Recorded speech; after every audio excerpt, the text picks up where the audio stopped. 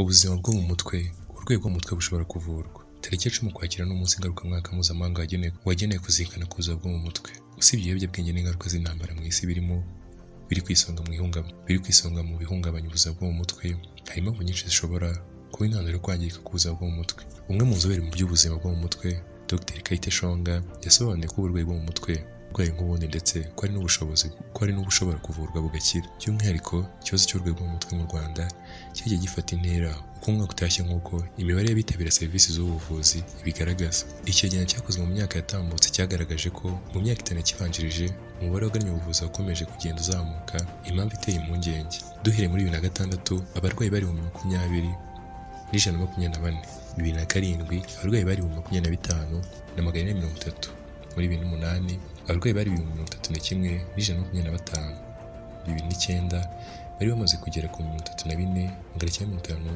naho mu 2010 abagannye serivisi ni 36,392.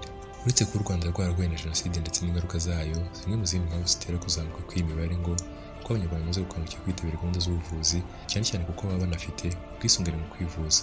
Ikindi ni uko imyumvire igenda ihinduka, kuko ubundi wasangaga abafite uburwayi barafungiranwaga, bagahezwa, bagahishwa cyangwa bakavurizwa mu bavuzi ba gihanga, mu bapfumu no mu banyamasengesho. Bumwe mu buvuzi buhabwa abafite uburwayi harimo imiti, gufashwa mu buryo bw'ibiganiro hamwe no kubafasha kongera gusubira mu buzima busanzwe. Uburyo uko ari butatu, hari ushobora kubuhabwa bwose, hari n'ushobora guhabwa bumwe muri ubwo, cyakora mu buryo bwo gusubizwa ubuzima busanzwe bwose bakaba babuhuriraho. Ikibazo cy'imyumvire itari myiza ku ndwara zo mu mutwe, aho abantu baba bagitekereza ko uzirwaye atakiri umuntu muzima wagira akamaro, bityo agahabwa akato. Imyumvire imwe n'imwe ijyana n'umuco ndetse n'imyizerere, aho abenshi bazita amarozi bagahitamo kugana abapfumu, cyangwa hakaba abazifata nk'amadayimoni bakaguma mu nsengero ntibavuzwe.